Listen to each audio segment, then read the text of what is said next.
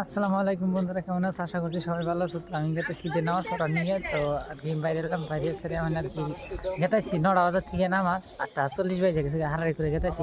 তো দেখতে থাকো মানে বাজারে মানে মার্কেটে দেওয়া মুখ করে হাজাতে আর কি কিরম মানুষ আছে সব কিছু দেওয়া মতন গো।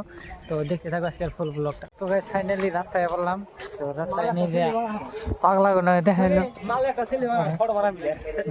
মডেল একসাথে গেতেছি আমরা। তখন সামনে দেখতে পাচ্ছি সামনে কিরম মানুষ, ওর আগে পুরা মানুষ। তো দেখে থাকো আর কি মাঠে যাবো, তাই বাউন্ডারি বাজার। তো গাইস দেখতে পাচ্ছ বাউন্ডারি বাজার আইছি। তো দেখতে পাচ্ছ বাজারে মানে কিরম একবারে মানুষ আছে, মাঠ ফিলের ভিতরে ঢুকবো। তো দেখতে থাকো।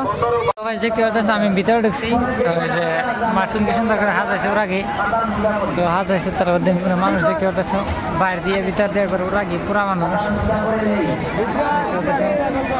তো দেখি থাকো মানে আর কেরা মানে বাউন্ডারি বাজার থেকে দেখো, একটু কমেন্ট করে কবা আমার ব্লগটা মানে কেমন লাগে, সবই কবা একটু কেমন লাগে। ফটো ফটো মারতেছে এনে বয়ে দিছি। মানুষ দেখতে পারতেছ মানে আর কি বয়ন করবো হন বাউন্ডারি বাউন্ডারি মারছি এটাই। নামাজ টামাজ পড়ে একদম আর আড্ডা দিয়ে মানে গেতেছি বাড়ি ফেলে। তো বাড়ি নিয়ে কিছু নিলাম, তো বাড়ি ফেলে দেখতে সেটা হলো রাস্তা।